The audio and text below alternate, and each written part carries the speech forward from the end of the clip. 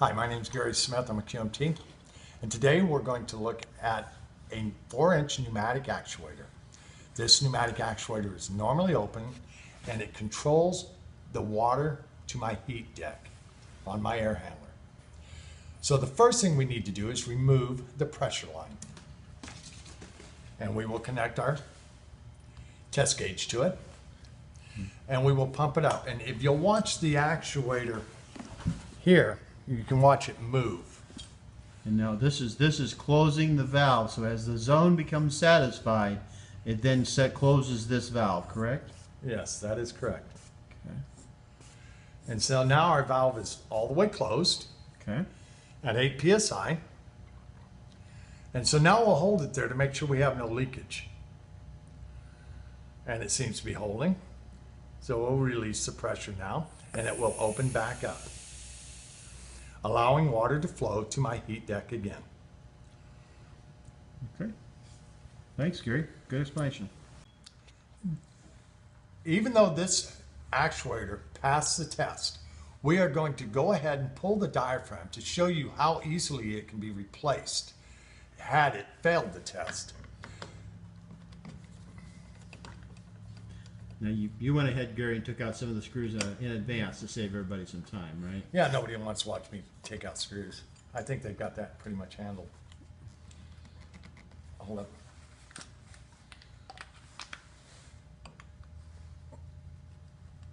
All right, I'm gonna have to cheat.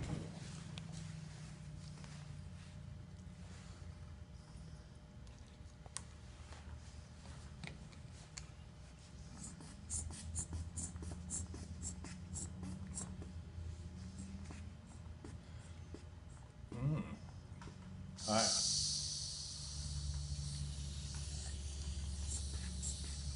Hold it, Rich.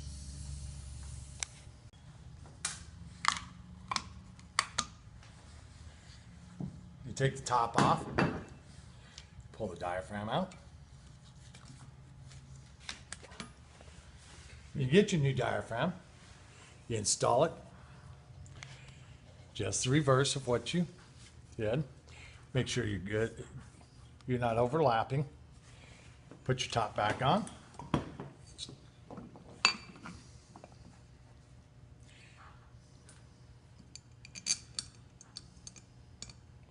Screw it back together.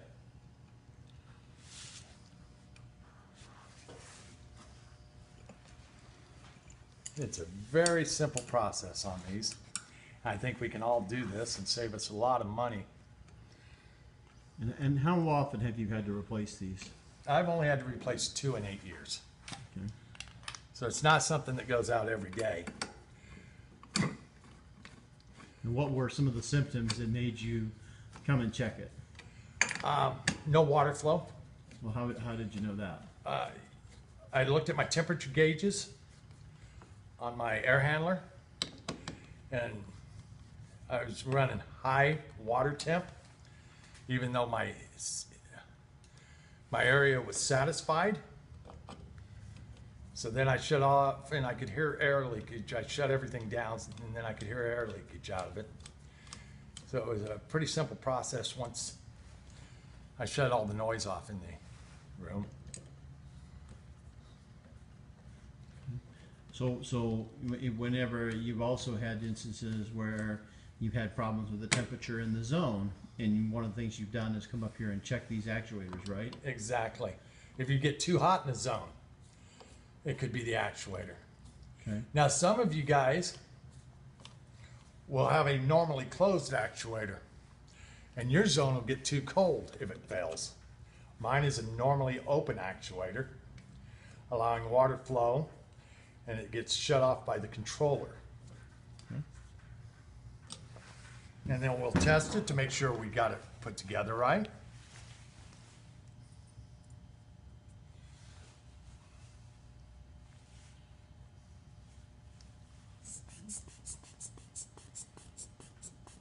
And we'll watch for leakage. And no leakage, we're good to go. Remember to put your pressure line back on. And this one's ready to go. Now, Gary, before we move on, one thing Pneumatics, everybody thinks is really a complex, complicated system, and you know, I'm learning as we go along that it's really not all that complicated. You know, getting the test kit, I think, was kind of step one, but then coming up and actually starting to do it and to go ahead and, you know, test the actuators and begin to understand them, I think, is the key. Yes, it is. And you have to do these things to remember it. If you need to go up to your room and tear one of these apart, the parts are available to fix it should you mess it up. All right, don't be afraid to try. You should reset, as soon as you change the thermostat temperature, you should calibrate it. Come up and replace one of these diaphragms on these. You do it once, you'll remember it. It's like anything. You can watch me on this video do it and say, I got that.